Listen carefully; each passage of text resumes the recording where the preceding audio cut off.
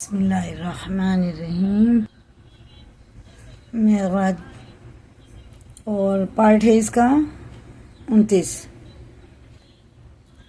بچوں، اللہ پاک نے ہمارے پیارے نبی صلی اللہ علیہ وسلم کو بیت المقدس اور آسمانوں کی راتوں رات سیر کرائی، جسے معراج کہتے ہیں۔ قرآن شریف میں تم پڑھو گے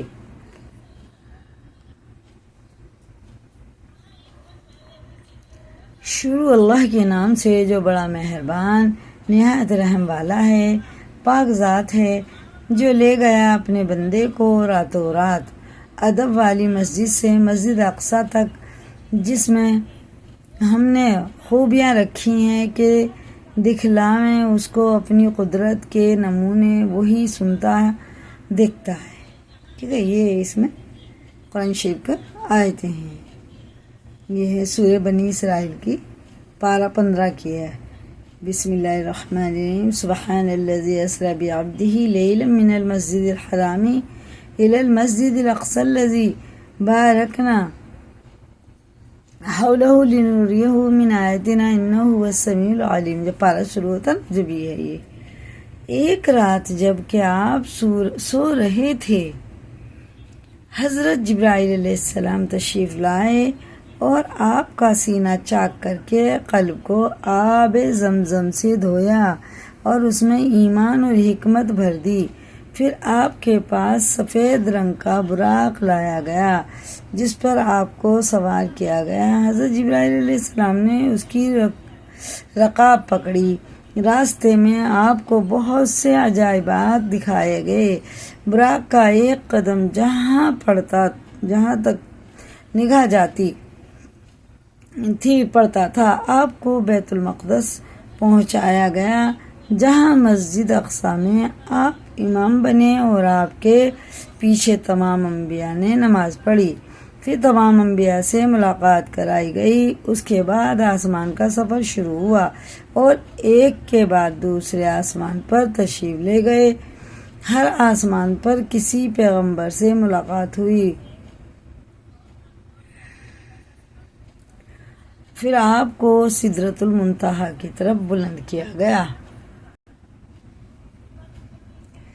اس کا ذکر قرآن پاک میں اس طرح آیا: وَلَقَدْ رَآهُ نَزْلَةً أُخْرَىٰ عِندَ سِدْرَةِ الْمُنتَهَىٰ، جس نے جبرائیل علیہ السلام کو دوسری بار سدرۃ المنتہا کے پاس دیکھا، یہاں تک کہ ایک مقام پر پہنچے۔ پھر حضرت جبرائیل علیہ السلام ٹھہر گئے۔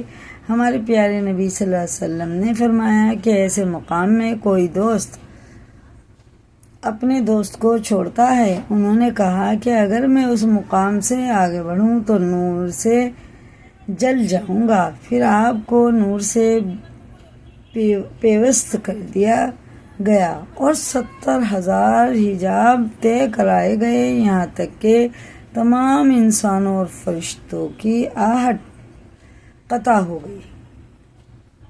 کچھ آواز نہیں آ رہی تھی بالکل، نہ فرشتوں کی نہ انسان کیا آپ عرش عظیم تک پہنچے۔ اللہ تعالیٰ کی طرف سے ہمارے پیارے نبی صلی اللہ علیہ وسلم کو امت کے لیے تحفے دیے گئے، وہ یہ ہیں: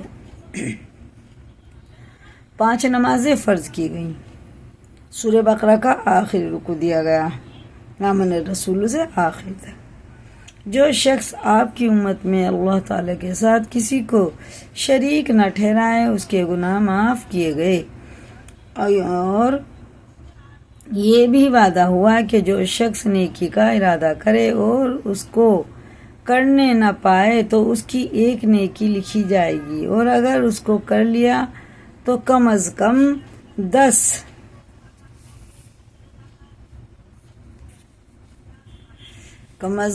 10 حصے کر کے لکھے جائیں گے۔ اور جو شخص بدی کا ارادہ کرے اور پھر اس کو نہ کرے تو وہ بالکل نہ لکھی جائے گی، ماشاءاللہ۔ اور اگر اس کو کر لے تو ایک ہی بدی لکھی جائے گی، پوری نہیں لکھی جائے گی۔ اور نیکی کرو گے تو 1 کی 10 ارادہ ہی کرنے سے لکھ دی جاتی ہے اور گناہ کرنے کے بعد بھی ایک ہی ہوتا ہے. اگر اس کے لیے بھی توبہ استغفار کر لیں تو اللہ تعالیٰ وہ بھی معاف کر دیتا ہے. اس لیے ہمیں ایک تسبیح استغفار کی دونوں ٹائم پڑھنی چاہیے، صبح شام، درود شریف کی اور تیسرے کلمے کی، تاکہ ہمارے جو گناہ جانے کے انجانے میں ہو جاتے ہیں نا وہ سب اللہ تعالیٰ ہمارے معاف فرما دے.